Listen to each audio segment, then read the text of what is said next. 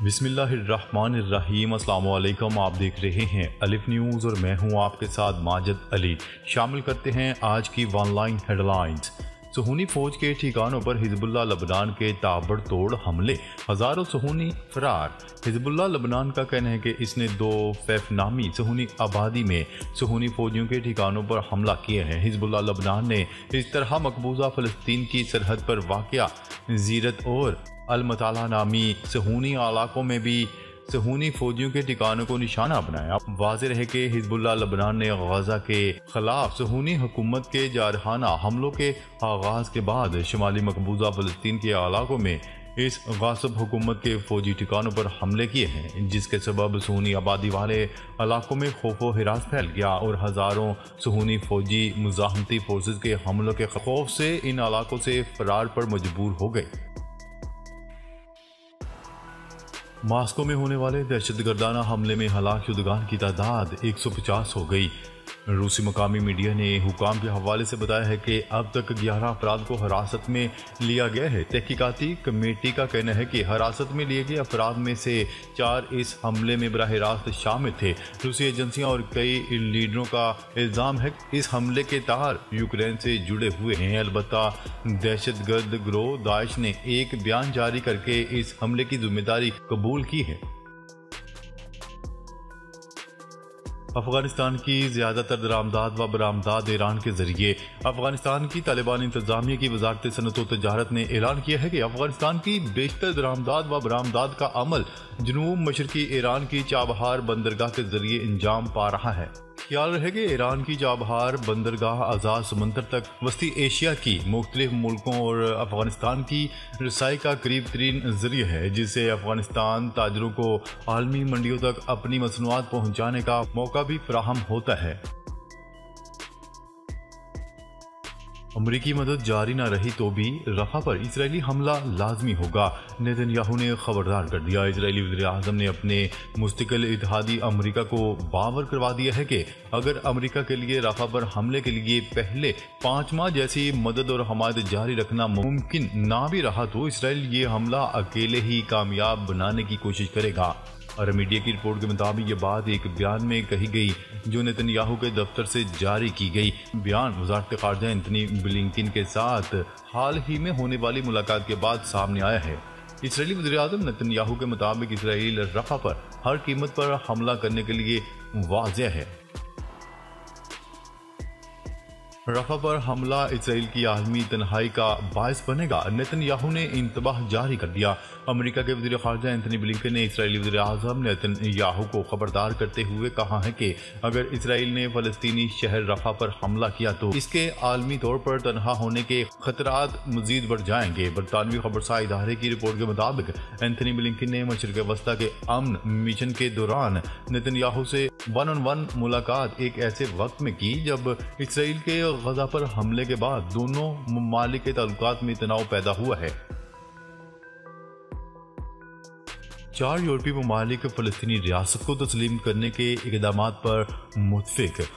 हम आयरलैंड, माल्टा और स्लोवेनिया के रहनुमाओं के साथ पहला कदम उठाने पर मुत्फिक हैं। हस्पानवी वज़ीर आज़म हस्पानवी वज़ीर आज़म का कहना था कि इनका मुल्क आयरलैंड, माल्टा और सिल्वानिया के रहनुमाओं के साथ फ़लस्तीनी रियासत को तस्लीम करने के लिए पहला कदम उठाने पर मुत्फिक हो गया है।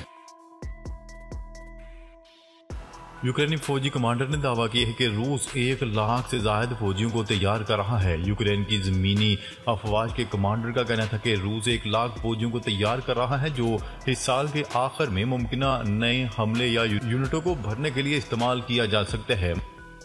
मुकामी टेलीविजन चैनल से गुफ्तगू करते हुए यूक्रेन के ज़मीनी अफवाज के कमांडर का कहना था कि ज़रूरी नहीं है कि ये कोई जारहाना हो, शायद वो अपने यूनिटों को दोबारा भर देंगे जो जंगी सलाहियत खो चुके हैं, लेकिन इस बात का इम्कान है कि मौसम गर्मा के आगाज़ में इनके पास जारहाना कार्रवाइयों के लिए कुछ फोर्सेस होंगी।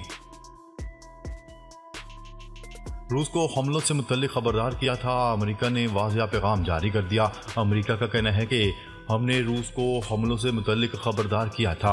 अमेरिका के कौमी सलामती कौंसिल के तर्जुमान ने कहा कि अमेरिकी हुकूमत के पास मॉस्को में बड़े इज्तिमा में दहशतगर्द हमले के मंसूबे की इतला थी। उन्होंने कहा है कि अमेरिका ने ये मालूमात रूसी हुकाम के साथ शेयर की थी। ताहम एक तकरीर में पुतिन ने अमेरिका की जानिब से इंतबाह को इश्तियाल अंगेज करार दिया था। यूएन सेक्रेटरी जनरल की मॉस्को में दहशतगर्दी की मजम्मत। अक़वाम मुत्तहिदा की सलामती कौंसिल और UN secretary general Antonio Guterres ने मॉस्को के क्राक्स सिटी हॉल में दहशतगर्दी की मजम्मत की है। यूएन सेक्रेटरी जनरल ने तमाम साजिशी अनासर दहशतगर्दी की मनसूबाबंदी करने वाले और मावनत करने वालों को इंसाफ के कटहरे में लाने का मुतालबा किया है और इन्हें जोर दिया है कि इस जुर्म से मुतल्लिक तहकीकात में रूस से ताउन किया जाए। अमेरिकी कमीशन की भारत को खुसूसी तशवीश का मुल्क करार देने की सिफारिश। अमेरिकी कमीशन ने भारत को इंसानी हुकूक के हवाले से खुसूसी तशवीश का मुल्क करार देने की सिफारिश कर दी। भारत में इंसानी हुकूक की सूरत हाल पर अमेरिकी कांग्रेस कमीशन का इजलास हुआ, जिसमें सिफारिश की गई है कि भारत को इंसानी हुकूक के हवाले से खुसूसी तशवीश का मुल्क करार दिया जाए। सऊदी वज़ीर दिफा को निशाने पाकिस्तान का एजाज। सदर मुल्कत आसिफ अली जरदारी की जानिब से सऊदी वज़ीर दिफा शहजादा खालिद बिन सलमान को निशाने पाकिस्तान का एजाज दे दिया गया। न्यूज़ रिपोर्ट के मुताबिक ऐवान सदर में योम पाकिस्तान के हवाले से तकरीब हुई, जिसमें अस्करी व सिविल क़यादत ने शिरकत की। इनमें वज़ीर आज़म Shehbaz Sharif, army chief general Asim Munir, joint chief of staff Sahir Shamshad और दीगर भी मौजूद थे। तकरीब में सऊदी वज़ीर दिफा शहजादा खालिद बिन सलमान को सदर मुमलिकत की जानिब से निशान पाकिस्तान के एजाज से नवाजा गया। गजा में जंगबंदी से मुतल्लिक अमरीकी करारदाद मुस्तरद। गजा में फौरी तौर पर पायदार जंगबंदी के लिए अमरीका की जानिब से सलामती कौंसिल में पेश करदा करारदाद पर जुमा को वोटिंग हुई और इसे मुस्तरद कर दिया गया। रूस ने कहा कि यह करारदाद रफा पर हमले का जवाब मुहैया करने के लिए थी। गुज़िश्ता 5 माह के दौरान गजा में जंगबंदी की अमरीका मुखालफत करता रहा है, ताहम अब बज़ाहिर इसके मौक़िफ़ में तब्दीली आई है और इसने जंगबंदी की बात की। जनूबी अफ्रीका में गसीले हाथी का सियाहों के ट्रक पर हमला। जनूबी अफ्रीका की एक वीडियो काफी वायरल हो रही है, जिसमें एक हाथी को सियाहों पर मुश्तमिल सफारी ट्रक को मुतअद्दिद बार हवा में उछालते हुए दिखाया गया है। मीडिया रिपोर्ट्स के मुताबिक ये वाकया जनूबी अफ्रीका के प्लांसबर्ग नेशनल पार्क में पेश आया, जिसमें हाथी खौफनाक तरीके से ट्रक को हवा में उठाकर नीचे फेंक रहा था और सियाह खौफ की वजह से सीटों के दरमियान दुबक कर बैठे हुए दिखाई दिए। बरतानवी शहजादी कैंसर में मुब्तला। बरतानवी शहजादी केट मिडल्टन ने कैंसर में मुब्तला होने की तस्दीक कर दी। गैर मुल्की खबरसार एजेंसी की रिपोर्ट के मुताबिक बरतानवी शहजादी ने अपने एक बयान में कहा है कि इनके पेट की सर्जरी हुई थी और ख्याल था कि ये कैंसर नहीं है, लेकिन बाद में मालूम हुआ कि कैंसर था। उन्होंने कहा है कि कैंसर में मुब्तला होने की खबर इनके लिए बहुत बड़ा धचका थी, लेकिन वो अपने बच्चों और अहले खाना के लिए इसे मंजर-ए-आम पर नहीं लाना चाहती थीं।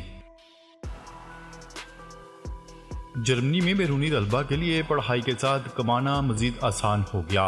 जर्मनी ने दुनिया भर से बासलाहियत और हुनरमंद नौजवानों को बुलाने के लिए वीज़े के कवायद नरम कर दिए। गैर मुल्की खबरसार इदारे की रिपोर्ट के मुताबिक जर्मन हुकूमत ने बैरूनी तलबा और अपरनर्स के तौर पर काम करने वालों के लिए वीज़ा के कवायद खसूसी तौर पर नरम किए हैं, ताकि ज़्यादा से ज़्यादा तादाद में हुनरमंद और तजर्बाकार नौजवानों की खिदमात हासिल की जा सकें। माह रवां के दौरान जर्मन हुकूमत ने हुनरमंद अफरादी कुव्वत के हसूल के हवाले से नए वीज़ा कवानीन का दूसरा हिस्सा अपनाया है। साल 2024 का पहला सूरज ग्रहण अगले माह होगा।